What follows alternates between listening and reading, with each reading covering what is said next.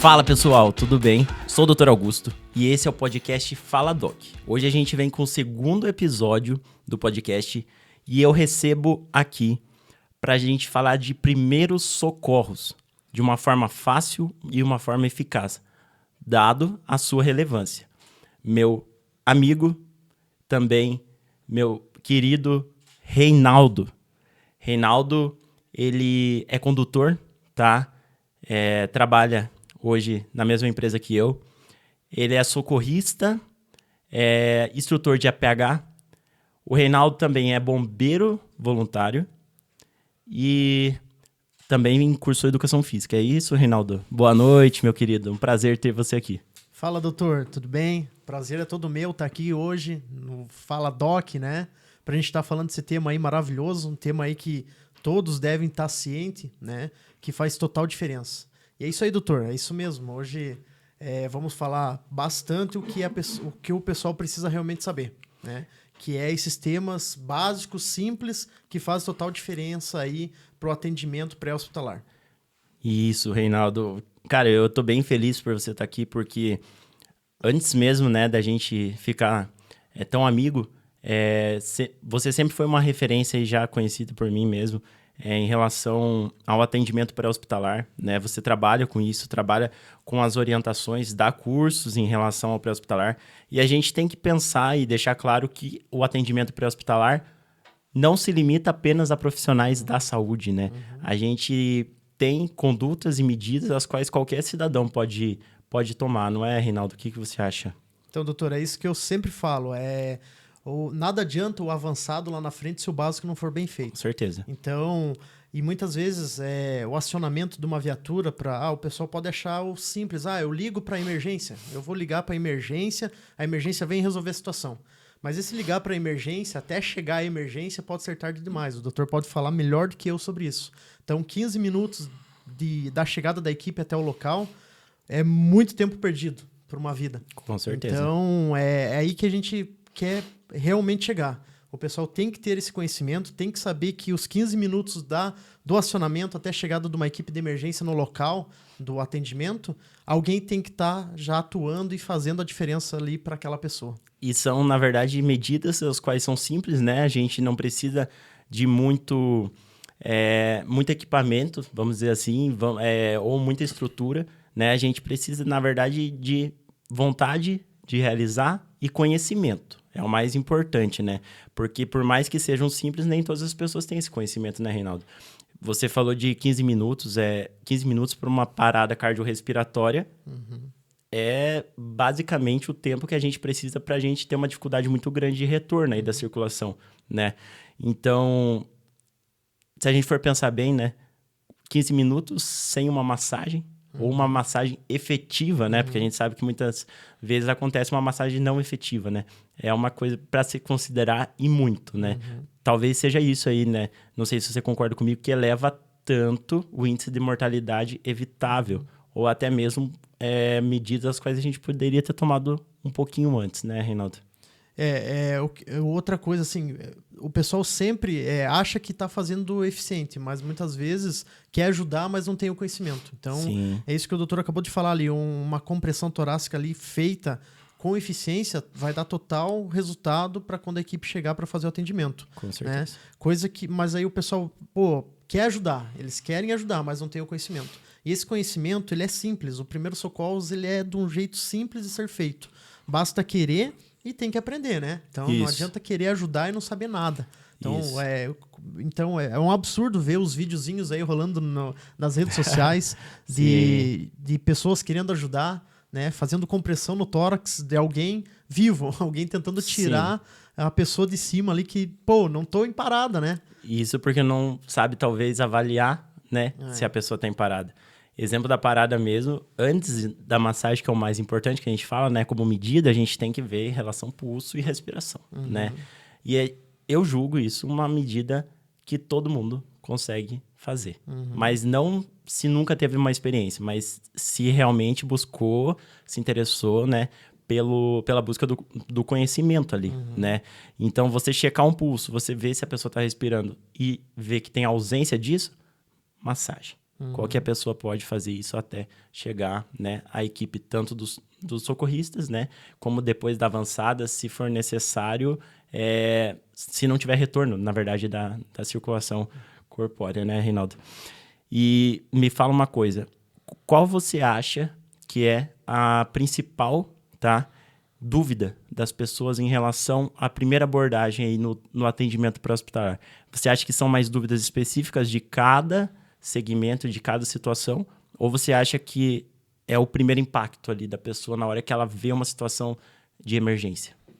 Então, doutor, eu acho que o pessoal, quando se depara com uma situação de emergência, a adrenalina sobe, né? Sim. Então, a adrenalina alterando no nosso organismo, até o medo a gente deixa de lado.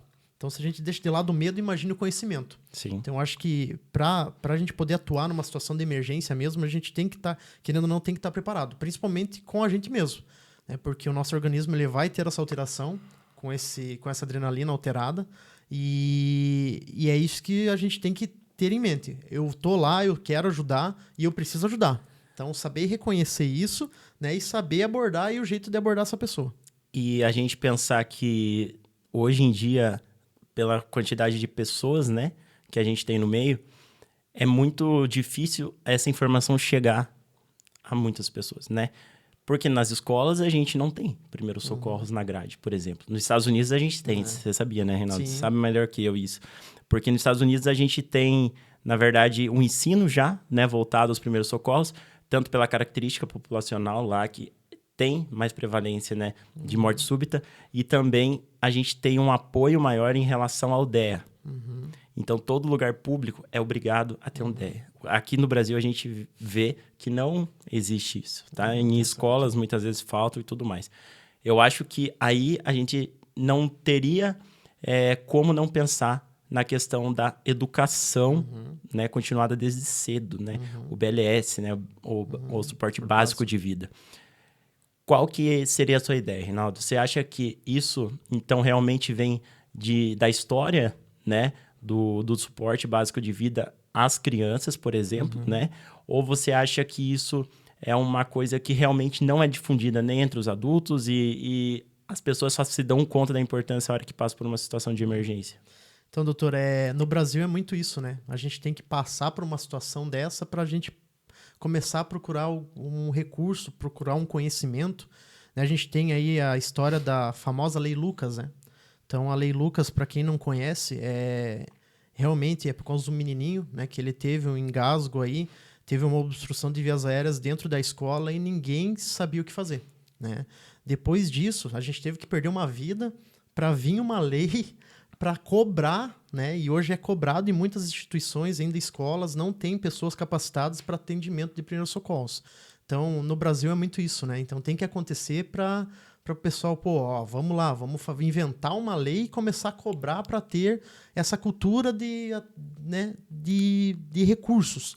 Então, eu vejo que isso está errado, né? Eu acho que tem que começar ao pessoal querer ir atrás e não ser cobrado como é hoje. No Brasil, hoje, as normas, a gente dá instruções aí, a gente vê que muitas empresas, elas dão as instruções porque elas vão ser notificadas. Sim. E não por prevenção de um colaborador passar mal, de um colaborador vir a ter uma parada cardiorrespiratória dentro da empresa, né? Então, esse lado eles não verem. Eles verem a notificação que eles vão ter, que eles vão levar, por isso que eles vão procurar ajuda e esses treinamentos, e não pelo bem-estar da pessoa. Com certeza, infelizmente. É bem isso que você falou.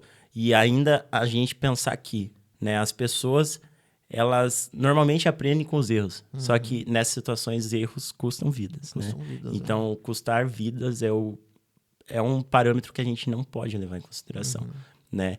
E pensar que, às vezes, as escolas não são treinadas, por exemplo, é um completo absurdo. Dado que, né, todas as pessoas deveriam ser treinadas para isso, né? Pelo menos o primeiro suporte. Aí a gente entra numa parte de pré-hospitalar e intra-hospitalar. Tem diferença, Reinaldo? Não tem? Como que é? Fala aí pra galera. Ah, com certeza. Eu vejo total diferença aí. A gente que está no meio do pré-hospitalar, né? Principalmente no fato de insegurança. Então, é um local bem de grande risco, né? Não que o intra-hospitalar não seja, mas a diferença suporte, é que né? A diferença é que o pré-hospitalar ele está numa situação bem mais exposta. Sim. Né? Então, o atendimento pré-hospitalar, a gente não sabe o que nos espera. Então, a gente vai ter que ir... Começando pela cena, né? Pela cena. Então, isso daí é o que mais envolve aí, né? As equipes do pré-hospitalar, que eu vejo que diferencia muito do pré e do intra, né? O pessoal do intra, querendo ou não, trabalha bastante em cima, né? Um suporte também muito excelente, né? Um suporte que vai dar total diferença, mas aquela frase que eu falei no começo, nada vale o avançado, né? O seguido lá, o intra, se o básico ali, o inicial não for bem feito, que é o pré-hospitalar.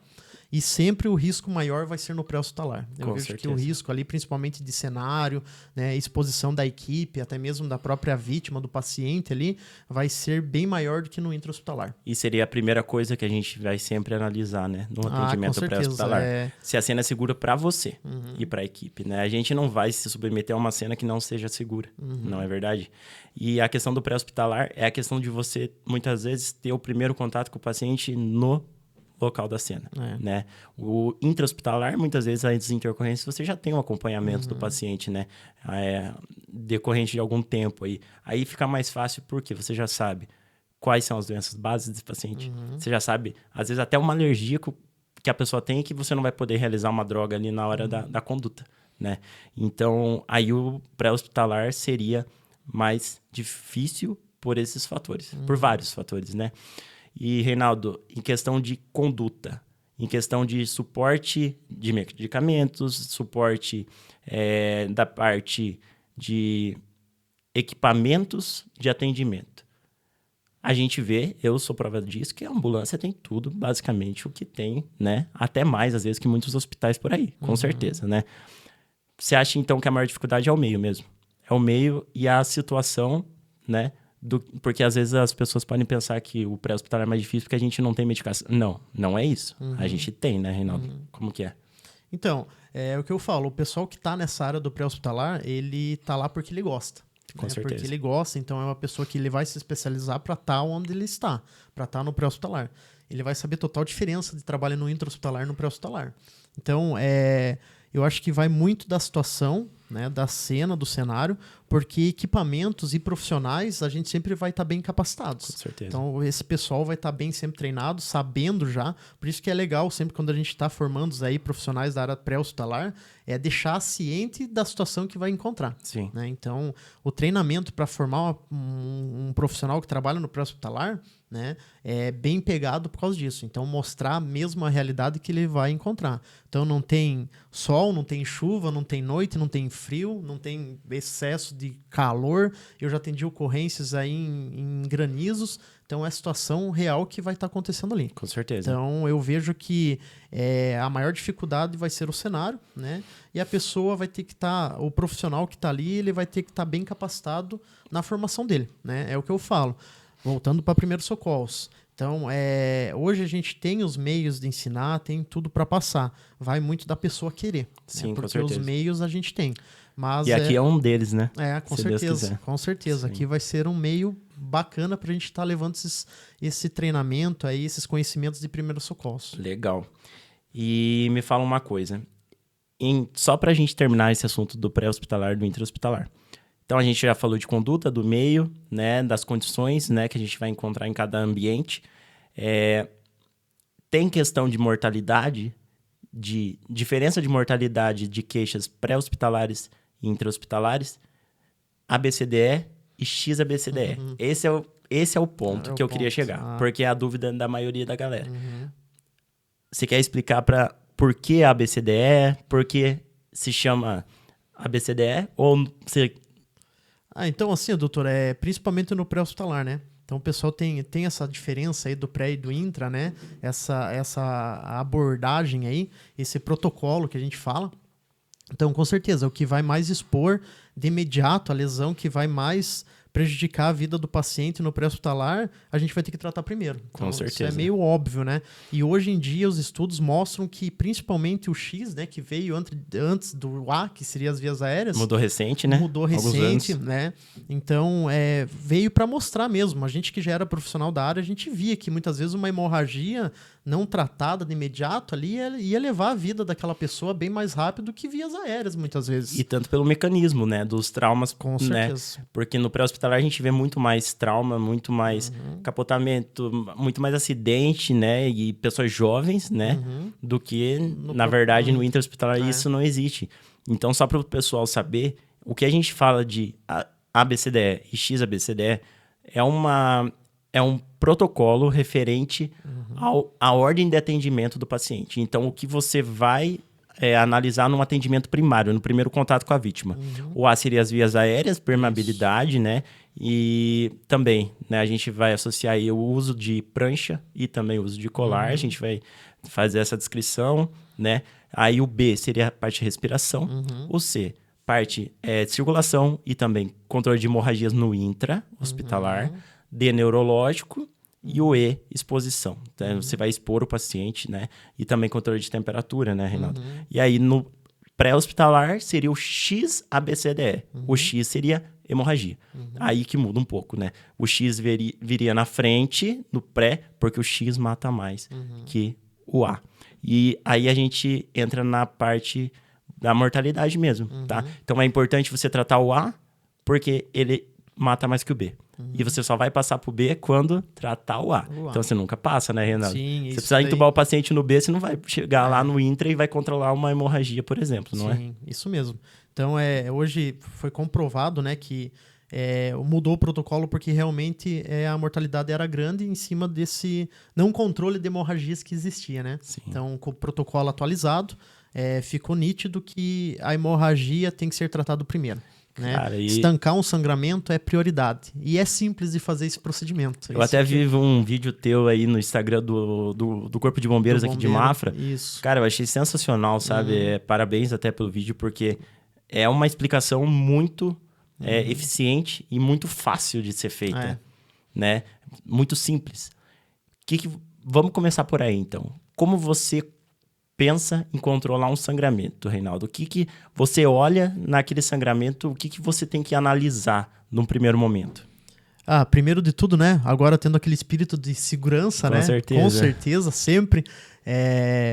Então, primeiro a nossa segurança, né? Porque a gente sabe que pelo sangue, pelo contato aí do sangramento de uma pessoa em contato com o seu, você pode pegar alguma bactéria, alguma doença transmissível aí. Então, principalmente a nossa segurança. Eu estou seguro para fazer isso? Eu estou seguro para ir abordar essa pessoa que está precisando da minha ajuda? Se você está seguro, se você está com os teus equipamentos ali, consegue abordar ir direto nessa lesão, com certeza você vai, né? E identificar, né, com certeza. A gente sempre costuma dizer o sangramento é líquido, ele escorre, né? Então muitas vezes você vê uma pessoa total ensanguentada lá, né, cheio de sangue, mas o furinho lá é pequeno. O furinho é pequeno, mas a vazão é grande. Então saber identificar onde está essa lesão é importante, né? Depois do que você estiver seguro, identificar essa lesão e saber qual o tipo de hemorragia, né? Porque hoje a gente tem 3 tipos de hemorragias aí que a gente vai encontrar, sendo ela arterial, venosa ou capilar, né? Certo. Qual seria a diferença? Eu acabo sabendo, mas eu quero que você explique para as pessoas, tá? A principal diferença é que uma pessoa vai olhar para a hemorragia e vai falar, nossa, isso aqui é mais grave que isso. Seria talvez o fluxo de sangue? Isso, com certeza. Com então, certeza, né? A coloração do sangue também, né, doutor? Então, uma hemorragia arterial aí é aquele sangue que está irrigado de oxigênio, que vai levar esse sangue para o teu organismo todo. Então, esse sangue aí, quando a gente romper uma artéria, com certeza ele vai identificar com uma exposição de vermelho vivo, né? E ele vai principalmente acompanhar as batidas do teu coração. Então, ele vai esguichar esse sangue, né? Pulsátil. Então, esse daí, se você visualizou esse sangue aí, pode se preparar que esse daí é o sangramento mais importante, né? Que vai levar mais rápido aí a vítima a um rebaixamento. Com certeza. É o sangramento ativo, né? Que a gente fala, que a gente fala. E sangramento venoso, a gente falaria mais um sangramento em babação, né? Isso, é um sangramento, um sangue mais coagulado, mais escuro, né? Contínuo ali na tua ferida ali. Com certeza. Mas que é fácil de identificar. Então, essa é a principal diferença entre o arterial e o venoso, né? Então, o arterial é um sangue vermelho vivo ali, né? E esguichando na tua ferida. E o venoso já é um sangue mais coagulado, mais escuro e tá contínuo escorrendo na tua ferida ali. Certo. E o mais importante é a gente analisar a possibilidade do quê? Dado que a gente tem uma cena segura, dado que a gente tem toda a paramentação correta para garantir a nossa segurança, aí a primeira medida seria o quê? Chamar ajuda ou tamponar? Chamar ajuda, né? Chamar ajuda, né? A gente não pode deixar de lado isso. É aquilo que eu volto a dizer. A adrenalina tá a 1000. Então, vou começar a fazer o procedimento. Vou ser o herói da história, né? E acaba não chamando ajuda. E se lá você passou 10 minutos, que a ajuda já poderia estar chegando, né? Que o órgão ali para até auxiliar nesse atendimento já poderia estar presente. Agora eu vou chamar a emergência. Então a primeira coisa numa situação em primeiro socorro sempre... Só não pode andar 10 km para chamar a emergência, né? Senão vai deixar sangrando a arterial ali. De colocar essa pessoa em conforto, relaxar ela o mais rápido possível ali para ela não ficar fazendo o coraçãozinho dela bater cada vez mais, né? Expor cada vez mais. Então, sempre, qualquer situação pré-hospitalar que você se encontre de urgência e emergência, chamar o apoio, chamar a ajuda ali pelos telefones de emergência, né? Isso daí é bem importante também, doutor, porque hoje nas palestras que eu tô ministrando, nos treinamentos, tem muita gente leiga que não sabe os telefones de emergência. Certo. Tá? Isso acaba impactando muito. Eu fico assim, não saber um telefone simples, né? Já é feito 3 números ali para ser fácil. Vou fazer um cardzinho pra gente publicar aí pra galera. Vamos fazer. Então isso daí. E pessoal, por favor, divulguem, principalmente na família de vocês. Deixem anotado em geladeira o número gigantão do SAMU, do bombeiro, da polícia, para não confundir. Porque é aquilo que a gente volta a dizer. Aquele tempo perdido, você ligou 190, caiu na polícia, mas você não queria a polícia. Porque o que está acontecendo... Mas é o primeiro número que você lembra ali na hora da emergência, polícia, né? Então, até a polícia repassar para a central da emergência, que seria uma ambulância que está precisando, num caminhão de combate a incêndio, tá perdendo tempo. Com certeza. Tá perdendo tempo. Então, e a ocorrência tá rolando. O sangramento muitas vezes tá ativo. Tá ativo. Né? O coração tá parado. O coração tá parado. Então, a cada 1 minuto, né, a chance de sobrevida vai diminuindo. A mesma massagem que o médico faz é a mesma massagem que uma pessoa capacitada que não é ligada à área pode fazer. Isso é uma coisa que a gente tem que colocar na mente. Isso daí. Não tem muito segredo em relação a uma parada cardiorrespiratória, senão garantir a cena, garantir que o paciente não tem pulso, garantir que o paciente não respira, identificar isso e começar uma massagem efetiva. Uma massagem efetiva, Reinaldo. Seria uma massagem, a gente pode descrever para as pessoas, mas isso também é muito da prática, né? É muito da gente treinar isso, né? Seria uma massagem 5, 6 centímetros aí, né? Do diâmetro antero-posterior, que a gente fala, que é do diâmetro do tórax, né? Até a parte da coluna. Então, a gente ter uma compressão de 5 a 6 centímetros do tórax com elevação total, né? Então, retorno total aí do tórax, 100 a 120 compressões por minuto de frequência, né? Então, como se a gente fizesse 1 minuto 100 a 120, mais ou menos, né?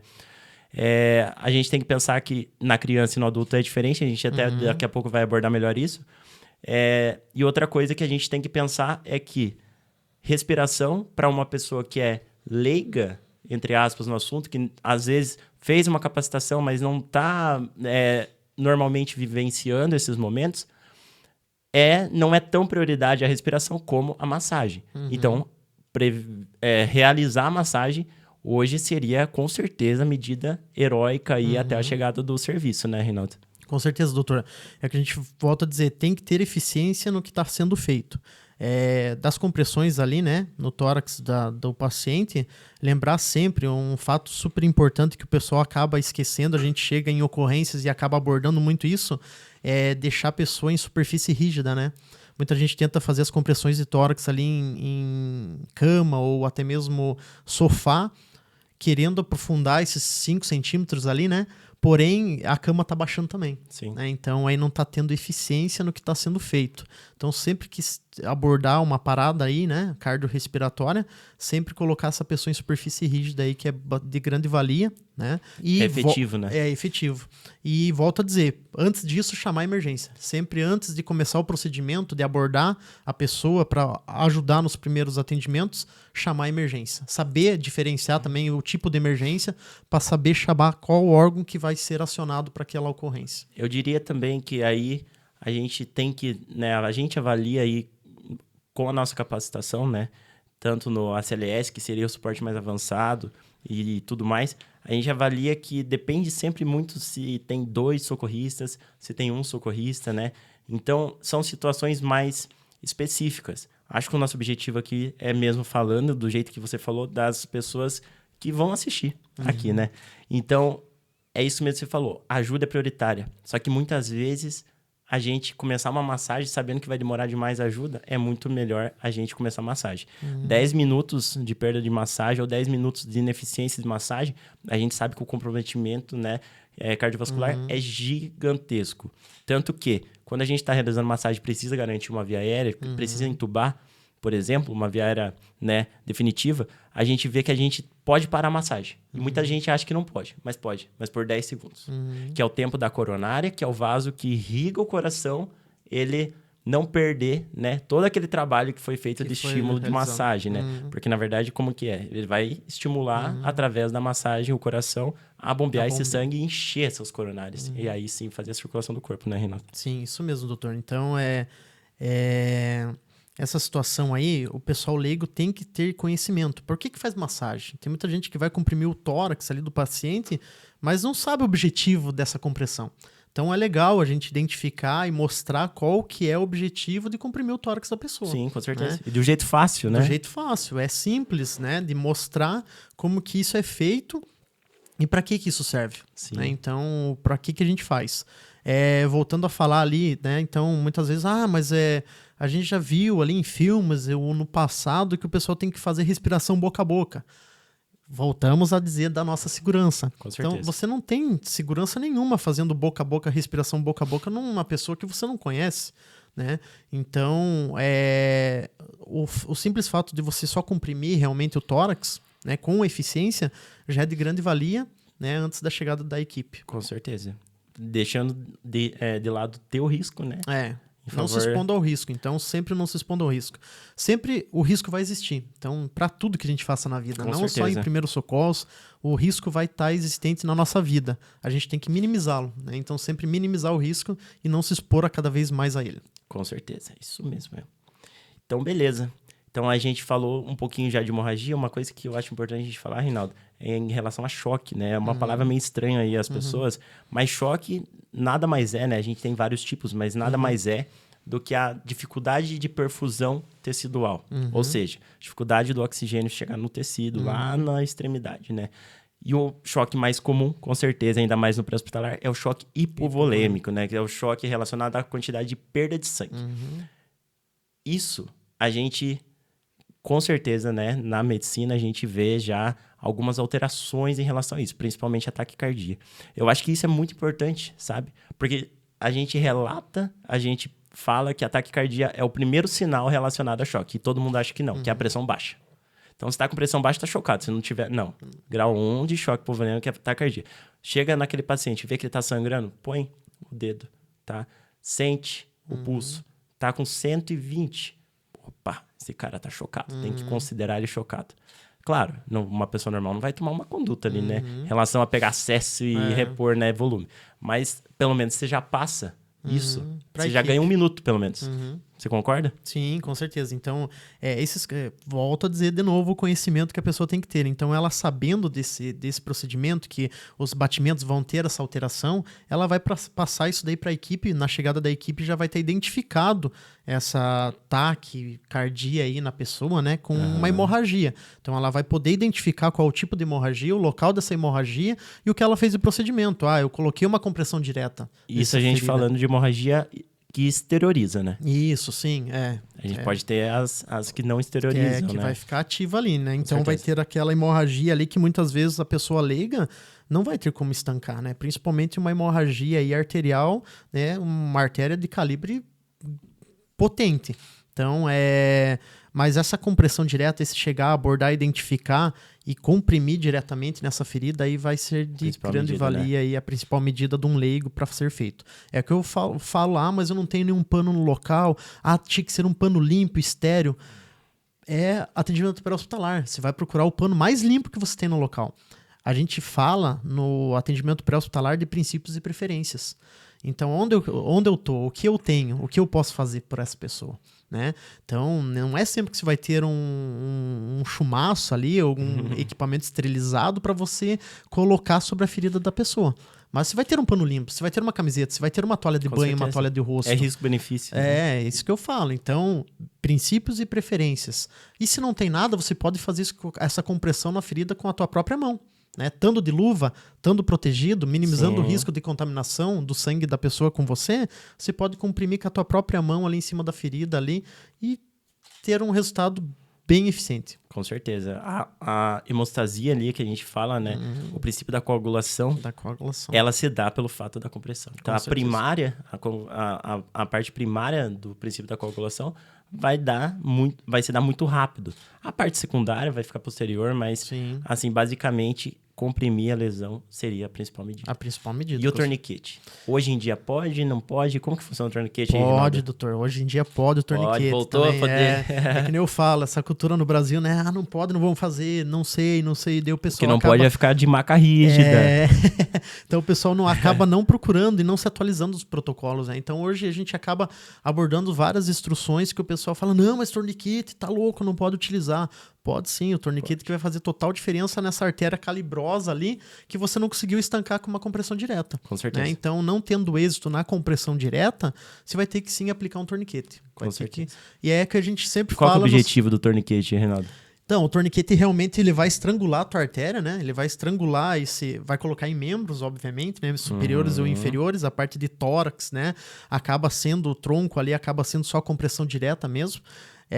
Mas o torniquete ele vai fazer estrangulamento da tua artéria, né, do teu membro, não deixando mais ter a circulação. Então o sangue não vai passar por aquela região. Então ele vai trancar esse sangue, né, falando de um modo grosseiro, né, comum, ele vai acabar trancando essa tua artéria, né, esses teus vasos sanguíneos e não liberando o sangue para essa região.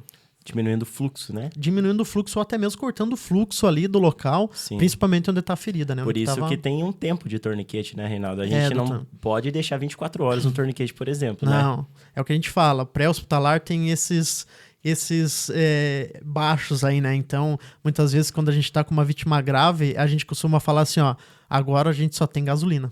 É colocar na viatura e gasolina pro hospital, pro intra-hospitalar. Até chegar o médico. Porque a gente não tem mais o que fazer. Então, são situações, por exemplo, torniquete, aplicou um torniquete, você tem que monitorar o horário que você aplicou esse torniquete, porque a gente tem o prazo até de 2 horas para levar esse torniquete pro intra-hospitalar para entregar na mão do médico, né? Você lembra aquela vez que você chegou no hospital, que eu trabalhava e tinha um paciente que ele teve uma artéria braquial aqui tamponada, né? E tamponou, e na hora que reduziu o membro pelo médico ortopedista, fez um sangramento gigantesco na sala de emergência. E aí a gente queria o quê? A gente queria um suporte, né, da cirurgia vascular aí pra gente resolver o problema, porque já tava batendo as 2 horas. Tava batendo o horário, né, do torniquete. E deu certo? Deu certo, né? Deu certo, graças a Deus. Deu tudo certo com aquele paciente. Então, isso que é o mais gratificante, né? Ou você saber que aquela vida lá deu certo, aquele procedimento que você fez. Eu sempre digo, como bombeiro comunitário aí, eu não tô lá por dinheiro, eu tô lá por gostar pelo que eu faço, e muitas vezes um agradecimento, ou você vê que você conseguiu minimizar a lesão daquela pessoa, com certeza, né? É gratificante, não tem dinheiro que pague uma situação dessa. Às vezes é inevitável algumas coisas, mas a gente minimizando com certeza. A gente faz de tudo para tentar, né, reverter, minimizar uma lesão de um paciente aí, né, de uma vítima encontrada aí no pré-hospitalar. Certo. Então vamos agora, Reinaldo, vamos falar um pouco, a gente falou bastante, né, uma das principais que é o sangramento, né, a PCR, dá pra gente falar mais um pouquinho depois, tá? Mas vamos falar de algumas coisas que são bem comuns aí, tá? E eu acho que é uma parte que interessa bastante as pessoas, tá? Porque são situações de rápida decisão e que realmente as pessoas podem tomar e se aprenderem, né, vai ter uma eficácia e uma eficiência muito grande. Primeiro de tudo, queimadura, Reinaldo. Eu acho que eu posso explicar uma parte, tá? Mas eu queria que você também falasse em relação às primeiras medidas de uma pessoa que sofre uma queimadura ou uma pessoa que tem alguém perto ali que sofre uma queimadura. O que seria queimadura, Reinaldo? Tem algum tipo específico mais comum de queimadura? Então, doutor, hoje a gente trabalha no pré-hospitalar aí falando com a quantidade, né, do corpo que foi atingido por essa queimadura. Então, a gente vai ter queimadura desde o 1º grau até o 4º grau, né? Isso. Então, são as queimaduras ali que a gente classifica elas e dependendo a porcentagem do corpo carbonizado, queimado ali, né, que vai ser atingido, se torna grave ou leve. Então, muitas vezes, hoje em dia, a queimadura mais leve é 1º grau. Mas se eu tenho o meu corpo 100% com queimadura de 1º grau, acaba se tornando uma vítima grave, né? Por ser uma quantidade, uma porcentagem grande do teu corpo que está queimado. E no pré-hospitalar, esse procedimento, para mim, em meu ver, Reinaldo, é o mais simples encontrado para a gente fazer. O pessoal fica enfeitando muito, pega a cultura do vô, do bisavô lá, que fala que tem que jogar pasta de dente, tem que colocar pó de café. Aí eu já cheguei numa ocorrência aí que a gente abordou uma criança que estava branca daquele... Talco não, é hipogloss, da pomada do hipogloss lá. É pra outra queimadura, né? Pra outro tipo de queimadura, né? Não, então, pelo amor de Deus.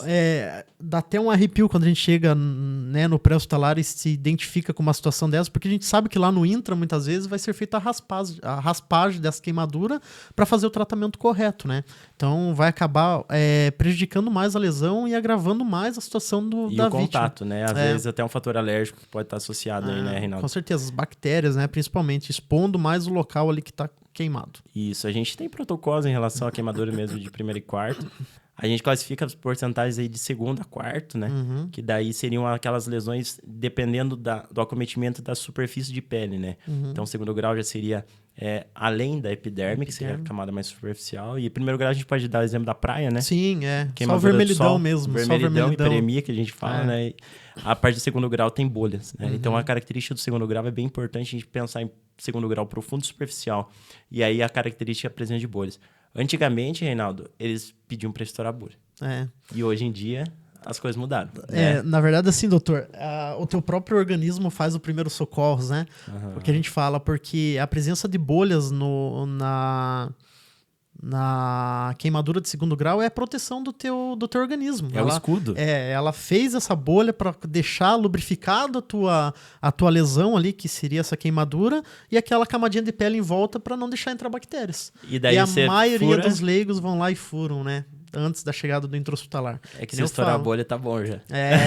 Já melhorou, né? Já melhorou. Então, é o teu organismo fazendo essa defesa, fazendo esse procedimento de primeiro socorro. E daí, se você não passa hipoglose, você passa o quê, Renato, na hora lá? Então a gente só tem que proteger o local, né? A gente fala que esse local vai estar pegando fogo mesmo, vai estar muito quente. Então, cuidar também, porque o pessoal acaba colocando gelo. O gelo, ele queima, ele causa queimadura. Então, o gelo no pré-hospitalar não é indicado. Então, você vai fazer a proteção com pano limpo, né? Então, a gente usa muitas vezes o campo ali, estéreo, ou até mesmo uma gaze, algum procedimento ali do que a gente usa de material de pré-hospitalar. E sorinho, deixar muitas vezes molhado ali, hidratado o local, para levar para o intra-hospitalar. O importante sempre é água corrente também, água né? corrente, a gente colocar então sempre água isso. corrente, temperatura ambiente, né? A temperatura ambiente, é que a gente fala, vai lá no verãozão, lá abre a torneira, mas a torneira de jardim tá 40 graus lá, a temperatura da água. Então vai queimar também, né? Então, não cuidar para essa água corrente não ser muito quente e também não ser muito gelada. Temperatura ambiente, que nem o doutor falou. Isto. E isso que você falou é até interessante, Reinaldo, da temperatura, porque a gente sabe que as camadas da pele, elas têm funções, né? E os receptores de dor, por exemplo, né, eles são mais profundos. Então, isso justifica muito 3º grau a gente não ter dor associada. Mas a gente não tem dor não é porque não foi profundo, é porque realmente acabou com os receptores de dor, tá? Então, uma característica legal do 2º seria bolhas, e do 3º, para as pessoas entenderem, seria perda de sensibilidade, no né? local. E dor. Isso aí, e dor. Né? A sensibilidade à dor, né? E a temperatura, né? Isso aí. Então, beleza. Então, a gente falou um pouquinho agora de queimadura. E, claro, da parte médica, né? Que eu posso complementar disso, Reinaldo, é que a questão dos protocolos que existem em relação à superfície que você falou, de porcentagem, questão de hidratação do paciente. E a outra coisa que faltou só a gente falar é em relação aos tipos de queimadura. Então, tem a queimadura, claro, né, por temperatura, né, que a gente tem muito ligado em água quente, que acontece muito, né? Tem a química também, né? Sim, Por substâncias produtos químicas, químicos. laboratórios, escolas, elétrica. Uhum. Essa é a complicada. Uhum. Essa você Choque não elétrico. vê. Não vê o que aconteceu. Qual que é a repercussão, né, Reinaldo? O que aconteceu? Como que foi? Onde é que teve efeitos dentro do organismo da pessoa, né? Porque passa ali e você acaba não vendo. Mas e até o protocolo muda em relação à hidratação, sabe? Diurese, controle de diurese, que a gente sempre avalia. E também, mas tem um ponto de entrada. Que isso a gente pode reparar. E qual que é o cuidado, Reinaldo? Que você viu alguém tomando um choque elétrico. Você vai chegar lá, já vai pegar a pessoa e levar para o hospital? Não, né? Então, volta a dizer da segurança. Então, você vai ter que saber abordar, saber avaliar se realmente já está desenergizado esse local, né? Ah, tomou choque elétrico por quê? Qual que foi a cinemática que levou essa pessoa a ter esse choque elétrico? O que causou esse choque elétrico? Então, identificar isso antes de abordar essa pessoa, né? E deixar a cena segura. Deixar a cena segura ali, desenergizar. Senão vai acontecer que nem aquele episódio do Chaves, né? Que o pessoal vai lá, um encosta no outro, todo mundo da vila acaba se encostando lá, tá todo mundo energizado. Então, e ver principalmente o ponto de entrada desse choque aí, Sem encostar no paciente no primeiro momento, sem né? encostar no paciente de primeiro momento, né? Então, desenergizar, deixar desenergizado para daí abordar esse paciente no procedimento. E aquela história de tomou um raio no carro, põe o carro no barranco. Testou essa ou não? Pra tirar a energia. Fala assim, encosta o carro no barranco. Encosta na terra aí. Esse é o problema. Suja o carro, mas você tá de boa. Beleza. Então tá bom. Tem mais alguma coisa, Reinaldo, para pontuar em relação à queimadura? Não, eu creio que seria isso. É que nem eu falo, é o procedimento acho que mais básico de pré-hospitalar aí, primeiros socorros, acho que é queimadura. O pessoal comum, acaba enfeitando muito, Sim. né? Acaba enfeitando muito aí com esses dizeres aí talvez mais antigos, né? Desses procedimentos aí. E depende do lugar, né? Coloca uma folha de, sei lá, alface lá. Samambaia. Uma cebola lá que vai dar boa. Mas não é esse procedimento, né? Então é o mais básico possível.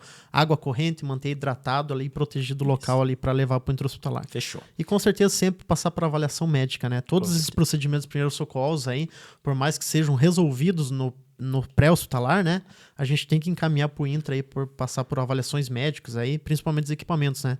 É o que a gente fala, a gente trabalha com suspeitas, né, doutor? Então, o pessoal do pré-hospitalar aí que faz um atendimento inicial vai suspeitar de alguma lesão. Então, a gente nunca fala que tenha lesão, a gente suspeita.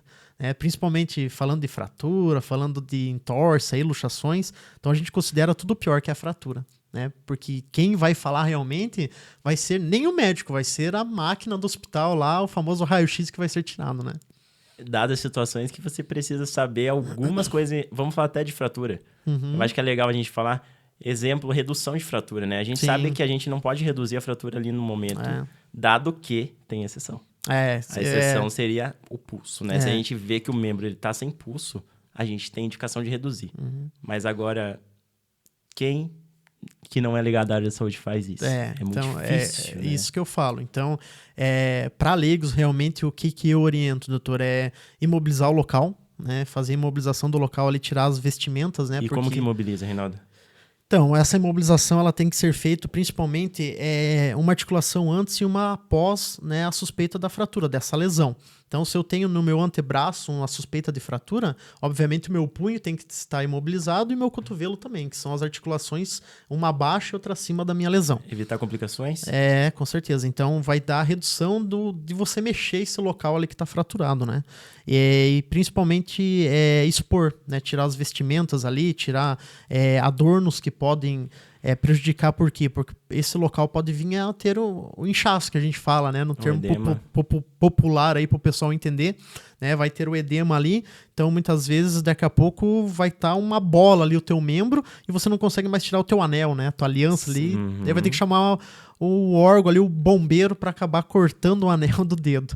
Então, a gente já se deparou várias vezes com isso. Então, tirar vestimentos, tirar os adornos desse local ali, porque ele vai dar um edema grande e acabar prejudicando. Isso, dependendo também do mecanismo do trauma e até fazer uma síndrome compartimental que a gente fala, Com certeza. Que, ainda mais por traumas de esmagamento. De esmagamento, né? É legal a gente pensar em questão de fratura dela ser exposta ou não ser exposta também, né? As expostas que rompem, né? A pele. A pele, vai dar o sangramento, vai voltar, vai ter aquele sangramento, né? Aquela hemorragia.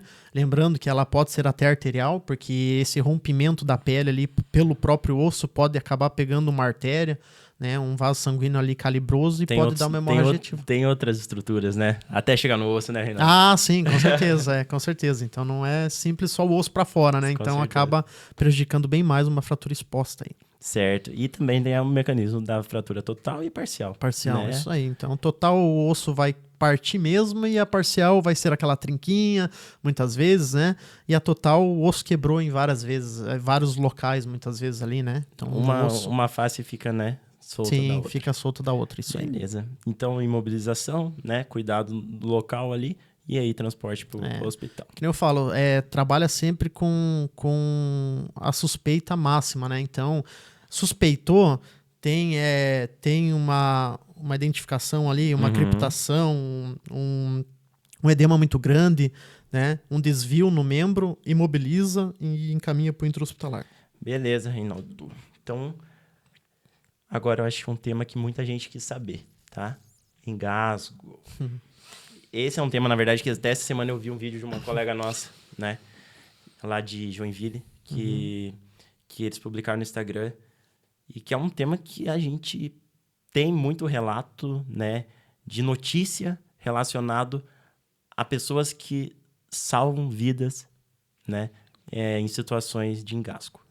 Por quê? Porque são medidas, por mais que específicas, tem aquela parte da idade. Muda a conduta de criança para adulto? Muda. Então, você poderia explicar para a gente, Reinaldo, qual que é a diferença aí da criança, do adulto? Quais são as situações que a criança mais é acometida aí nesses episódios?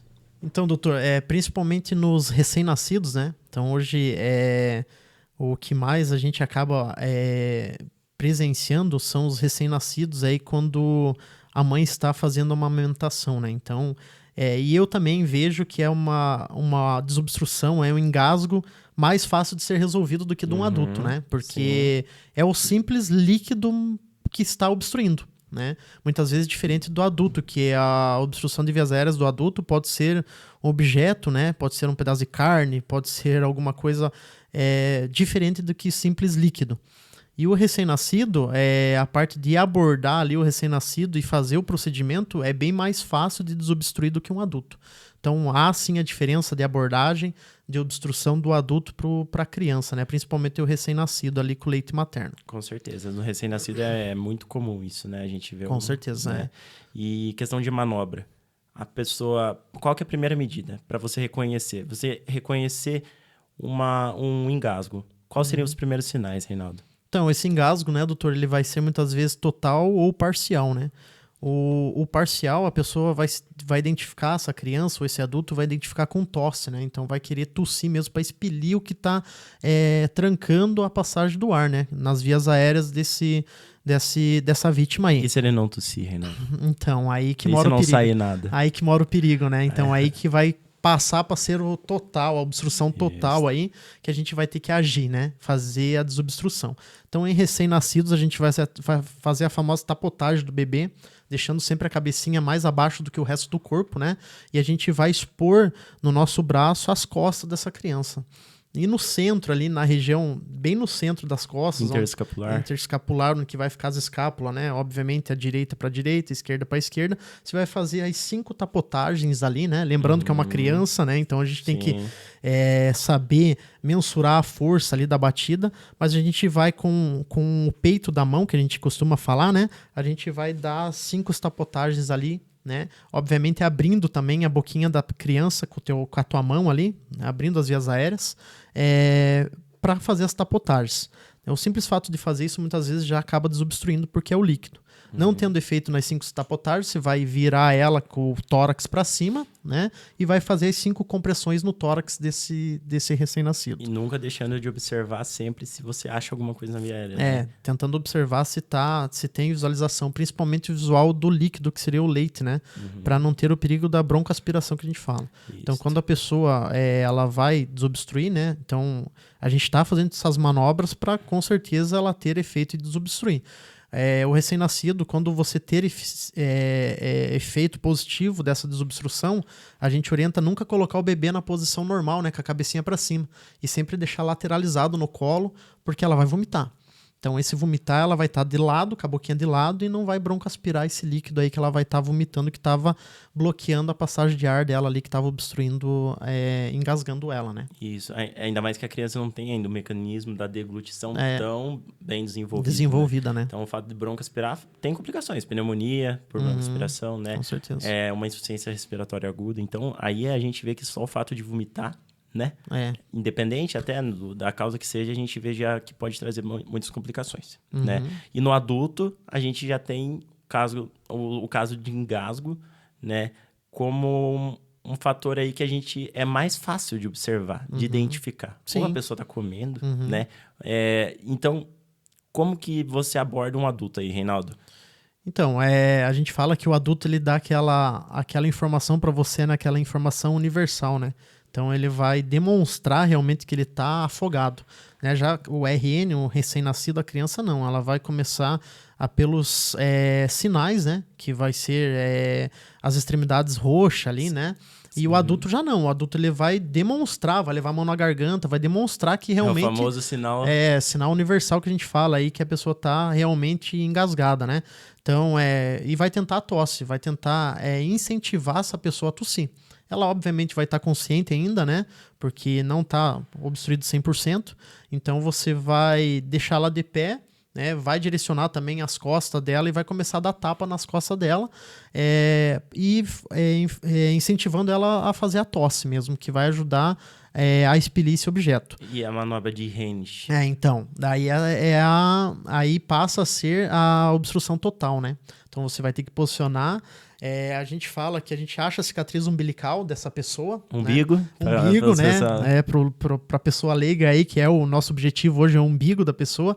Então a gente dá o giro com o teu punho fechado, né? Para cima do umbigo a gente gira o teu punho fechado e vai ficar nessa região da boca do estômago que a gente fala, né? Então essa região da boca do estômago que a gente vai ter que fazer as compressões, sempre posicionado atrás dessa pessoa, porque ela pode vir a ficar inconsciente. Aí para ela não cair, ela vai se escorar em você, se apoiar em você para você deitar ela no chão. Dá para dar um suporte com a perna também, vai, né? No meio das pernas. Vai dar sim, porque você vai colocar uma perna de apoio, né? Então uma perna vai ficar encostando na vítima e a outra vai ficar de apoio para você também não vir a cair junto com ela. E vai fazer aquele famoso J, né? O J. Compressão para dentro e para cima, para dentro e para cima. Aí total de força que você tem para desobstruir, para dar essa pressão interna para jogar para fora esse objeto que está obstruindo aí. E vai repetir esses movimentos até a pessoa ou expelir esse objeto ou vir a ficar inconsciente daí. Legal. Salva vidas, né, Reinaldo? Com certeza, isso daí faz total diferença. É que nem eu falo, isso daí não é bombeiro, não é as instituições que vão salvar a vida, e sim quem tá junto com a pessoa na hora. Então, com certeza. Ainda mais se broncoaspirar e tiver uma complicação respiratória associada, né? Isso mesmo. Aí faz hipóxia, que a gente fala, falta de oxigênio, começa a agitar. É igual o mecanismo do afogamento. Do afogamento, né? O afogamento também é outra coisa que a gente tem que falar, por mais que... aconteça mais nas praias, isso seja mais em uma época do ano, né, Reinaldo? A gente tem cachoeira, tem rio, e a gente sabe que associado a isso tem esses episódios de afogamento. Né? Qual a complicação aí seria? Parada cardiorrespiratória pela falta, né, de oxigenação do sangue, então acaba fazendo esse mecanismo. Então, a primeira medida de todas é garantir a cena com certeza, porque eu acho que é um dos piores cenários aí, é você entrar dentro do rio, do mar, para você tentar salvar uma pessoa, né? A gente já teve situações que a gente abordou que muitas vezes foram querer ajudar uma pessoa que estava nessa situação de afogamento na água, e a pessoa, naquele intuito de querer ajudar, foi aquilo que eu falei lá no começo. A adrenalina sobe e a pessoa acaba entrando na água e não lembra que não sabe nem nadar. Então ela não sabe nem se virar na água e ela vai querer ajudar o outro.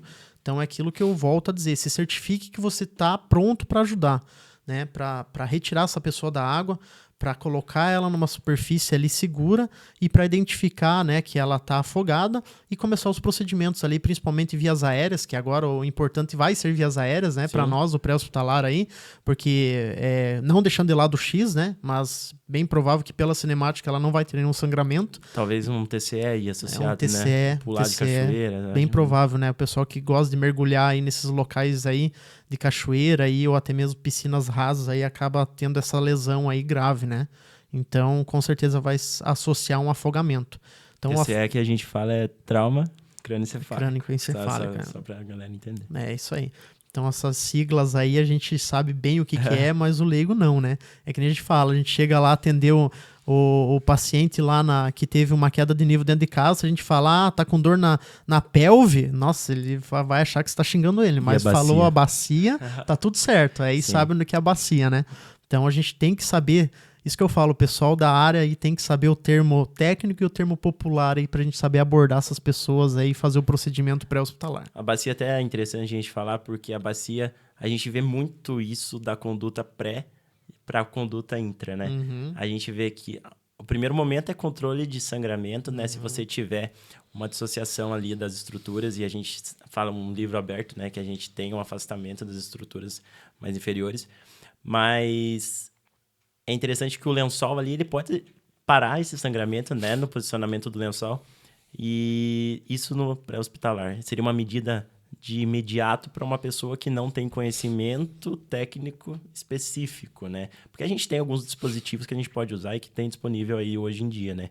Só que no intra-hospitalar já seria uma fixação externa e realizada no centro cirúrgico. Centro cirúrgico, né? O objetivo é o mesmo, só que aí, né, vai mudar em questão de conduta por ser não que seja definitivo, mas que seja um pouco mais duradouro esse tempo de hemostasia, né, Reinaldo? Sim, é isso aí. É o que eu falo lá. A gente vai ter que saber trabalhar com os princípios e preferências. O que eu tenho, onde eu tô e o que a pessoa tem. Vai fazer uma fixação externa lá fora, Reinaldo? Não dá, eu né? não ando com fixador, nem sei fazer também. Não dá, ainda. né? Mas o lance do lençol ali dá pra fazer sim, pra gente fazer essa imobilização da pelve ali, né? A famosa abriu o livro, fechou o livro ali, né? Que a gente fala da pelve. Então, é fazer essa fixação ali pra estabilizar e, com certeza, aquilo que eu volto a dizer, gasolina. A gente vai ter que acelerar pro intra-hospitalar pra gente ter um procedimento efetivo dentro do hospital. Se esse cara, principalmente porque esse cara pode chocar. Com certeza. E é um sangramento venoso da pelve. É isso aí. Então, Só que é uma um região... osso longo, né? É um osso longo, não. Uma grande estrutura óssea ali, né? Então é uma região ali que a hemorragia vai ser grande. Vai ser grande e vai ser interna muitas vezes, né? A gente acaba nem visualizando se a gente não souber observar bem pelos sinais e sintomas da vítima ali no local. Principalmente a instabilidade da pelve. Isso tem que saber também, né? Beleza. Então aí a gente já falou de alguns assuntos importantes, mas falta outros que a gente pode até falar mais rapidinho, por causa do nosso tempo já. Anafilaxia, né? Vamos definir como uma reação exacerbada, né? Uma reação alérgica exacerbada. A anafilaxia é importante ver que... Eu vejo muito, Reinaldo, muita gente falando que a alergia... me deu alergia disso, me deu uma alergia daquilo que começou a fechar minha garganta. Quanto tempo? 2 dias depois. Não. Não existe. A anafilaxia é imediato. Né? Quais são os sinais, Reinaldo, que a gente sempre encontra em choques anafiláticos? Então, doutor, no pré-hospitalar aí, essa abordagem, esses sinais e sintomas, né? Principalmente as vias aéreas, né? Então, voltamos a dizer de vias aéreas aí de novo no pré-hospitalar, né? Então, vai precisar abordar essa pessoa, identificar, né, principalmente que ela está com dificuldades respiratórias, né, vai demonstrar dificuldade respiratória aí e principalmente edemas, né? A gente é bem comum encontrar os edemas aí nessas abordagens aí desses procedimentos. Peremia, né? Edema principalmente periorbital e também edema de lábios, né? Extremidades, Extremidades. E aí a gente fala até um angioedema aí associado, né? Então aí a gente vai ter que trabalhar principalmente em liberação de vias aéreas, né? Fazer o básico aí para liberar vias aéreas. É uma situação que a gente já se deparou muito também, voltando a não só falar nesse procedimento aí, né? Mas o simples fato de você fazer a tração ali de liberação de vias aéreas ali salva a vida de uma pessoa. Sim. No lugar de ficar filmando a cena lá do acidente, filmando a cena que a pessoa tá lá numa pior situação, né? Pegar e ajudar mesmo. Pô, o principal fato ali é vias aéreas, então liberar vias aéreas desse paciente ali e desobstruir ela, uma tração de mandíbula ali vai fazer total diferença para essa pessoa. E vai dar um suporte. E correr pro hospital, né? Porque a anafilaxia a gente sabe que é um choque diferente do choque hipovolêmico, por exemplo. Ele causa o aumento, né, do vaso. Então, para falar de um jeito fácil, uma vasodilatação. E esse mecanismo faz com que, né, a gente necessite de uma terapia específica. Por isso que a gente chega... Eu até brinco, né, Reinaldo? Quando o bombeiro liga pro hospital e eu tô no pronto atendimento e fala, tem uma anafilaxia diagnosticada aqui, e que a gente precisa levar para o hospital e tá chegando aí, eu já peço, né? Pra gente aspirar uma adrenalina, já chega, pessoa intramuscular, vaso lateral de coxa, e parece que é uma hipoglicemia, né? Parece quando dá a glicose para quem tem hipoglicemia. É imediato. É imediato, né? Começa a melhorar, né? Então a gente tem uma conduta específica e se a pessoa não souber, porque tem pessoas que sabem, reações alérgicas, que tem indo com a canetinha ali da adrenalina no bolso, né? É isso que eu falo lá. A pessoa leiga, quando tá abordando uma pessoa, é muito importante procurar o histórico dessa pessoa, né? Se informar, porque muitas vezes pode acabar acontecendo isso no próprio intra-hospitalar, né? Você dando um medicamento que a pessoa é alérgica. Então, o simples fato do pré-hospitalar identificar e investigar se a pessoa é alérgica a algum medicamento, é alérgica a alguma comida, a algum tipo de reação alérgica que ela possa ter, para a gente poder levar isso junto e passar principalmente para a equipe médica no intra-hospitalar. Então, isso daí é de grande valia. A população está ciente, principalmente, né, os entes queridos. Então, um saber do outro, né? Porque no celular agora você viu que o aquele... iPhone agora tá chique, atualizou, né? Ali, dá para você colocar até a lista de medicamentos. Eu já vi situação que o pessoal acaba até próprio tatuando, né, na pele ali, que é alérgica a alguma coisa. Então, para a equipe do pré-hospitalar acabar identificando isso, né? Alérgica então, à tinta da tatuagem. A tinta da tatuagem. Então tá bom. E infelizmente hoje a gente sabe que pelas possibilidades a gente pode ser alérgico a qualquer meio, né? Então, muitas vezes a gente descobre que é alérgico no momento que a gente tem contato. E lembrando que não é porque você teve contato uma vez que se você tiver de novo, você não vai apresentar uma reação. Além disso, se você entrar em contato e tiver uma hiperemia, ou seja, uma vermelhidão em um dia, não quer dizer que você não possa ter uma anafilaxia. Isso depende de vários fatores, né? O nosso basal alérgico que está associado, infecção principalmente, né? Então, eu já vi casos de tomar um ibuprofeno hoje, tá tranquilo, da manhã tomou, meu Deus, fez uma anafilaxia, né? Então, corre pro hospital, que tem que fazer adrenalina, e não é para comprar adrenalina para deixar em casa, tá? Isso daí Porque um dia eu posso médico. ter. Não faz isso, né? Tem que saber como realizar do jeito certinho, né, Renato? Sim, com certeza. Então, é o que eu falo. Tem muitas situações que deixam de ser primeiros socorros e pré-hospitalar e passam a ser intra-hospitalar. Então, são procedimentos principalmente médicos, né? As condutas médicas, né? Tem que respeitar a etapa, né? Tem que respeitar. Então, as condutas médicas, vamos realmente deixar para vocês, médicos aí, para vocês agirem, né? Porque uma pessoa leiga, muitas vezes, não faz nem o que nós socorristas fazemos, né? Quem dirá, então, fazer, né, um procedimento aí de uma medicação em alguém. E se der alguma complicação, saber, né, como manejar a complicação também, né? Sim, com certeza. Beleza. Identificar, né? Identificar essa situação. Sim, com certeza. Beleza. Outra coisa que a galera perguntou bastante, até vamos falar dessa, e depois eu quero só fazer umas perguntinhas aí, antes do último tema, que seria cardiovascular, que é rapidão também, em questão de desmaio, síncope e convulsão. Dá pra gente incluir aí. Só vou fazer um parecer antes, que a gente tem vários tipos, né, de síncope. Síncope é a perda de consciência com o retorno total dessa consciência. Diferente da convulsão, que você perde a consciência, você pode apresentar movimento tônico-clônico, que é aquele movimento exacerbado da musculatura, e daí, posteriormente, você pode ter um pós-ictal, né? E aí também já entra episódio convulsivo e também epilepsia. Né? A gente tem vários mecanismos, mas o que é importante? A gente diferenciar um desmaio de uma convulsão. Ah, com certeza, isso daí. Então, o desmaio, realmente, a pessoa vai ficar inconsciente, né? Então, ela não vai ter efeitos nenhum a não ser ficar inconsciente, né? E voltar total depois. Já a crise convulsiva ali, não, né? Então, a pessoa muitas vezes vai ficar se debatendo no local, né? É feio de ver, né? Para quem vai presenciar a primeira vez ali uma pessoa com uma crise convulsiva ali, acaba sendo feio, né? Porque parece que a pessoa tá encarnando alguma coisa, né? Mas e é daí que entra o leigo, né?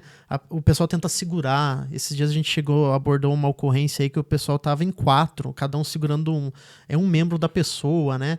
Já peguei situação, o pessoal tentando segurar a língua, porque fala que vai engolir a língua. A língua não engole, é um músculo. Então, a gente só tem que proteger a cabeça dela para ela não ficar batendo e dar lesão no crânio dessa pessoa, na cabeça, né? Que é super importante. Tira os objetos ao redor dessa pessoa, né? Tenta lateralizar a cabeça dela ali, porque ela vai ter vai salivar bastante, né? E essa saliva pode broncoaspirar também, né? E o simples fato de lateralizar a cabeça dela, a língua é um músculo, né? Então a língua ela vai obedecer e vai ficar lateral também. Então não precisa segurar a língua aí, que eu já vi situação, chegar na casa, a pessoa tá com o dedo cortado porque colocou a mão na boca da pessoa que tava em crise convulsiva. Que é inconsciente, né?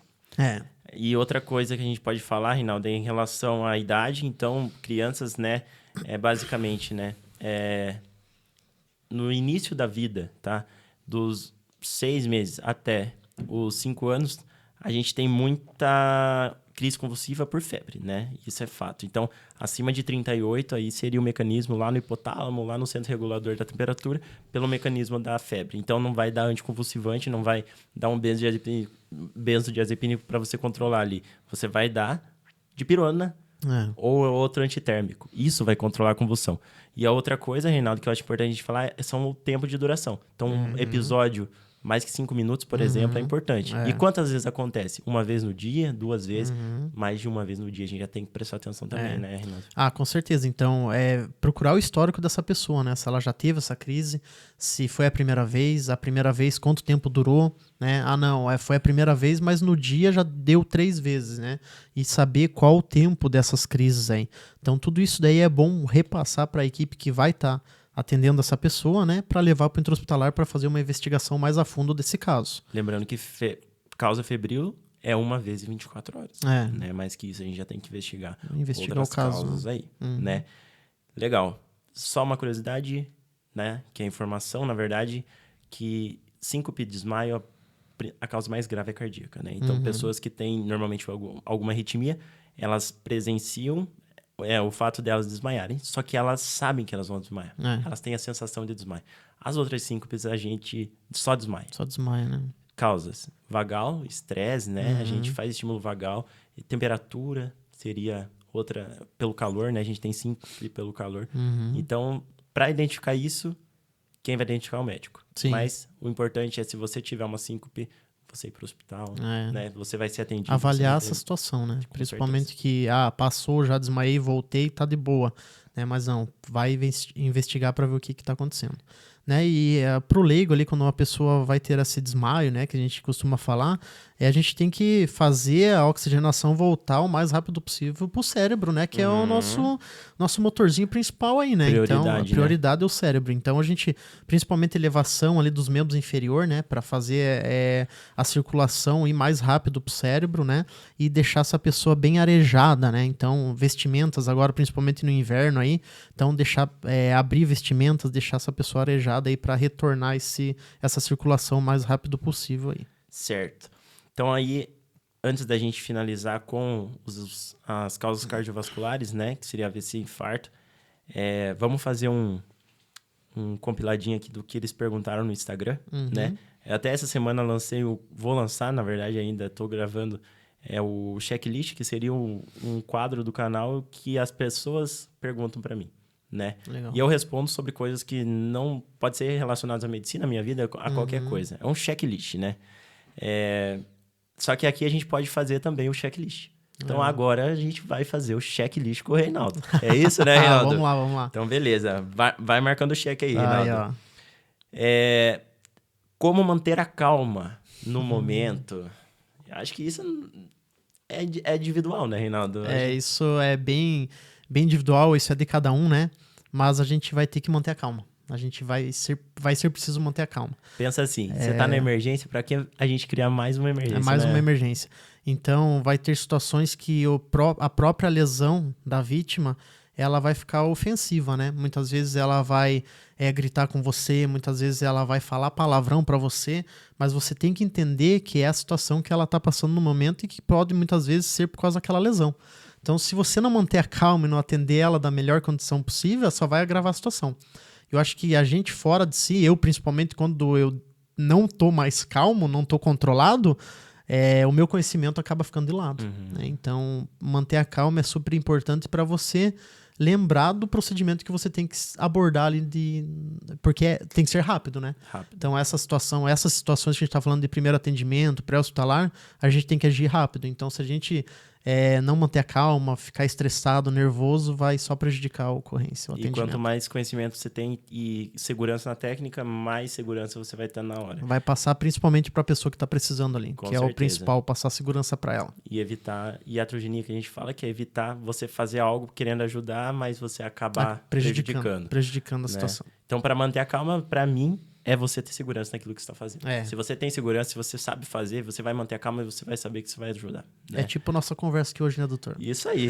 E essa pergunta foi feita pela Tainá Grafete, com 2T, tá? @Tainá Grafete. Falei que ia falar o nome deles hoje aqui. Beleza. A Kel _ Souza, tá? Perguntou, num possível caso de afogamento do recém-nascido. É basicamente o que a gente falou Que a gente do já afogamento, comentou, né, doutor? Então a gente tem que identificar esse caso aí, né? O recém-nascido ali, ele vai identificar principalmente pelos sinais, né? Das extremidades roxas, então ele não vai ter mais aquela movimentação ali que ele está fazendo, principalmente quando a mãe está amamentando, né? Então, no seio da mãe ali não vai mais ter reações. Então, identificou os estímulos, né? Não vai ter os estímulos, identificou isso daí, começa a fazer o procedimento. Então, sempre virar a criança... Com segurança, né? Você tem que se certificar que está seguro. Então, você pode fazer esse procedimento de pé, sentado, até de joelho no chão. Né? E inclinar a criança com o peitinho dela, né? Com a barriguinha dela no teu antebraço, com as costinhas virado para você, e inclinar um pouco a cabeça dela mais abaixo do resto do corpo. E aí vai fazer as 5 batidinhas ali entre as escápulas, né? Que a gente falou. 5 batidas, né? 5 tapinhas ali, e vai virar ela com a barriguinha para cima, vai fazer uma linha imaginária ali entre os mamilos dessa criança e vai fazer 5 compressões no tórax dessa criança. E é importante a gente lembrar que nem todo afogamento a gente precisa dessas medidas. A gente primeiro tem que avaliar a criança. Avaliar a situação, identificar. Tem que ver pulso, né? Então, identificar isso daí, com certeza. Então, se você tem um filho que é pequenininho, é tua obrigação. Eu acho, né? Eu não sou pai ainda, mas eu imagino que quando eu seja, ter um conhecimento em relação a avaliar pulso e respiração, né? Porque se a criança, por mais que ela caiu na água, ela não teve um afogamento que necessita, né, de uma manobra, é melhor não fazer, né? Então, isso que a gente está falando são para crianças que têm, né, uma indicação para isso. Mas esse reconhecimento é avaliação de pulso, também avaliação da parte respiratória, tá? Das aéreas, Não tem como a gente mostrar tudo aqui, né? Fazer vamos na criar prática, os videozinhos. Vamos fazer os vídeos, vamos bolar os vídeos aí, doutor, pra gente acabar mostrando na prática esses procedimentos aí que vai ser bem válido. Você vai ser pai quando, Renato? Não sei ainda. Vai demorar? Não então não vai dar pra esperar. Eu tô tentando já, eu tô tentando. Tá tentando? Eu tô tentando. Reinaldo. Piazinha é bom.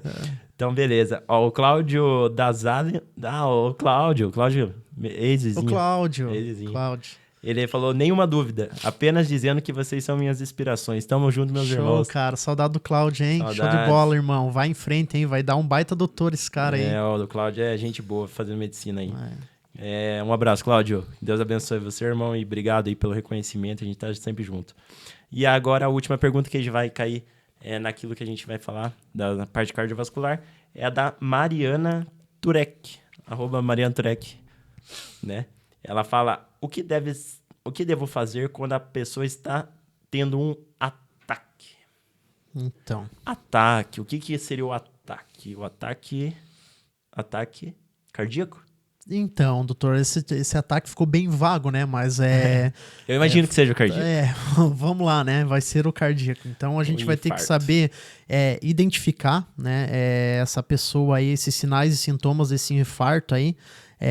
Ver o histórico dessa pessoa também. Quais são os sinais, Reinaldo, que são mais comuns num infarto? Então, sinais e os próprios sintomas da pessoa, né? A pessoa vai estar sentindo muita dor no peito, aquele amortecimento, aquele formigamento em membros, né?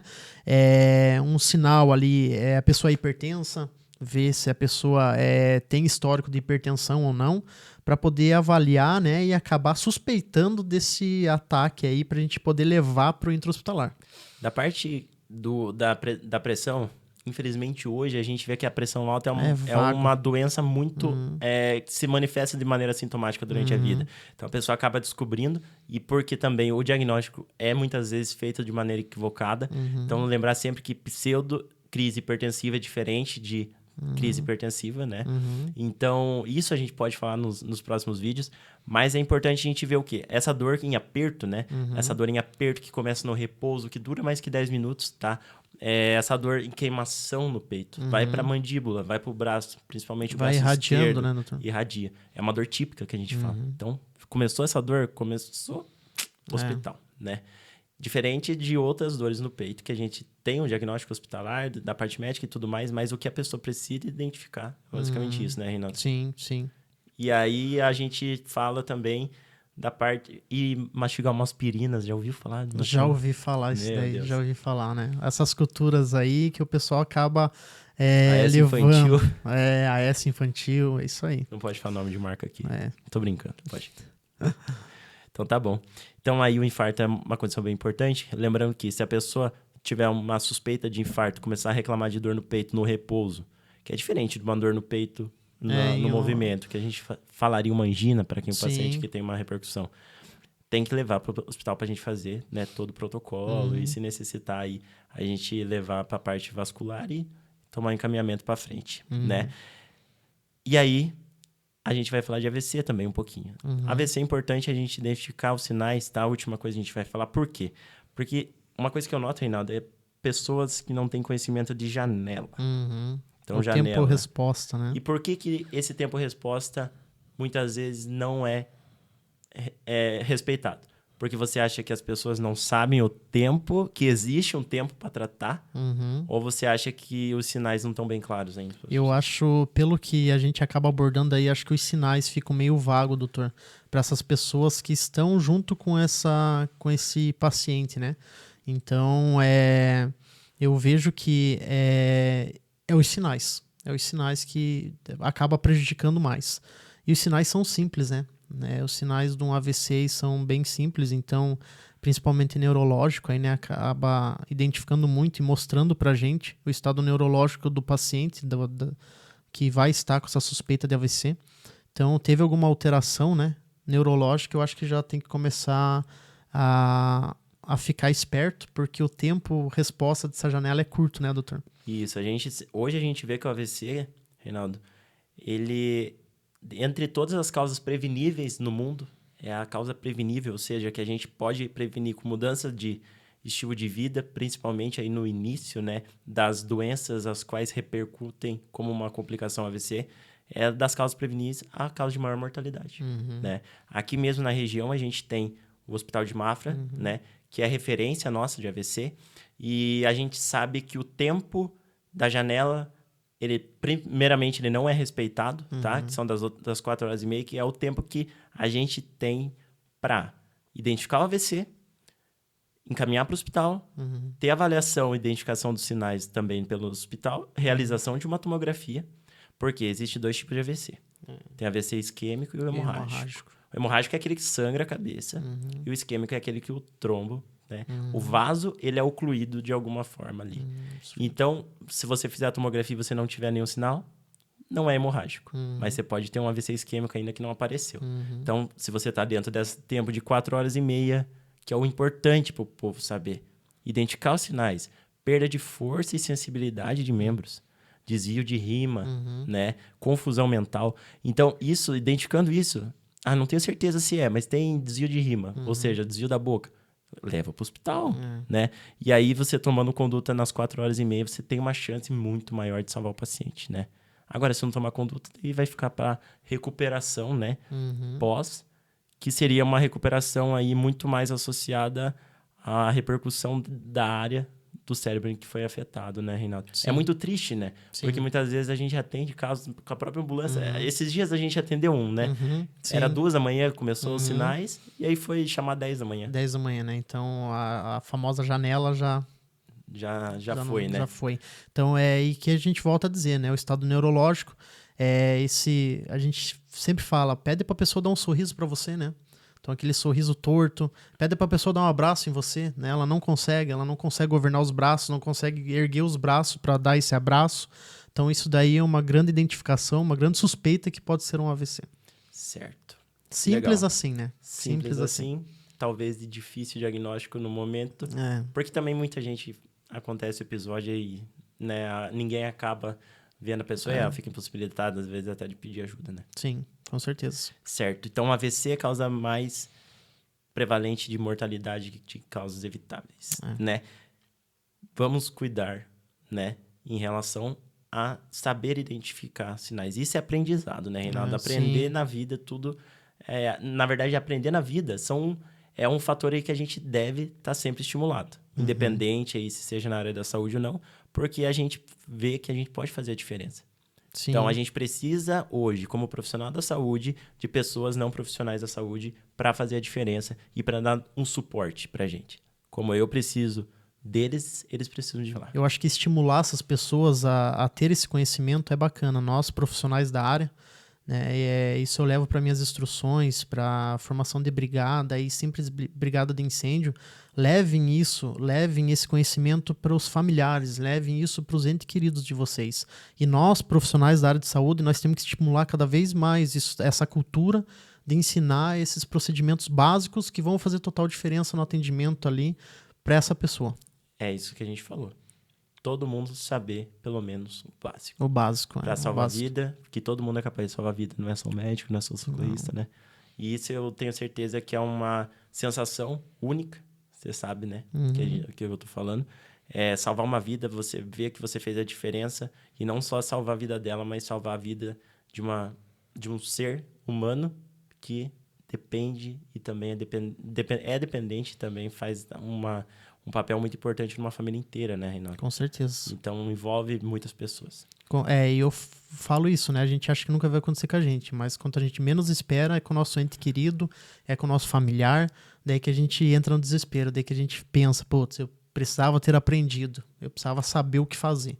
Então, não deixe ser tarde, né, para pensar isso. Então, vamos tomar essa atitude, vamos querer aprender antes que a gente precise atender uma emergência de verdade com um familiar, com um ente querido e acabe não dando certo porque você não sabe o que fazer. E para finalizar, então, eu agradeço, tá? Você, Reinaldo, porque além de meu amigo, como eu falei, você é um grande profissional, tá? Um profissional que eu admiro mesmo antes da gente ter um contato mais próximo, né? E é isso que a gente tem que levar em mente. O aprendizado é necessário para todo mundo. Nunca é demais saber. E ainda quando a gente está falando de saúde, quando a gente está falando de cuidado, a mesma sensação que eu, como médico, tenho no momento que eu salvo um paciente, qualquer pessoa pode ter no momento que toma uma atitude e vê que fez a diferença na vida de outra pessoa. A vida não tem preço, né? E o fato de um dia ser nossa família não exclui o fato da gente ter a compaixão, tá? A empatia pelo próximo. Então, se a gente tiver isso, né, de mentalidade e não valorizar a vida só no momento difícil, a gente consegue, com certeza, se ajudar, ir mais longe, ser proativo e viver a vida como ela tem que ser vivida, né, Reinaldo? Com certeza, doutor. Isso daí falou tudo, né? Então, a gente tem que ser mais humano e ajudar o próximo sempre. Então, sempre. Com certeza, independente de quem for, porque nós, da área de saúde, não escolhemos quem a gente vai ajudar. A gente tá lá para ajudar qualquer um. Isso. Beleza, valeu, doutor? Reinaldo. Obrigadão, agradeço hein? demais. Foi um prazer ter você aqui. Agradeço todo mundo também que participou aqui no Making Off, né? Os meninos. E queria muito, tá? Finalizar agora, então, com um aperto de mão, que você Show é de meu bola. brother. Tamo junto. Show. Espero que isso chegue a muita gente, tá? E qualquer dúvida a gente tá à disposição. Com certeza. E vamos levar essa cultura de ensinamento para frente, hein? Fechou. Valeu, galera. Esse foi o segundo episódio do podcast Fala Doc. Espero muito que vocês tenham gostado e que isso ajude e influencie na vida de vocês. Vamos fazer a diferença na vida do próximo. Valeu? Um grande abraço. Fique com Deus e esperem que já tem mais. Tchau, tchau.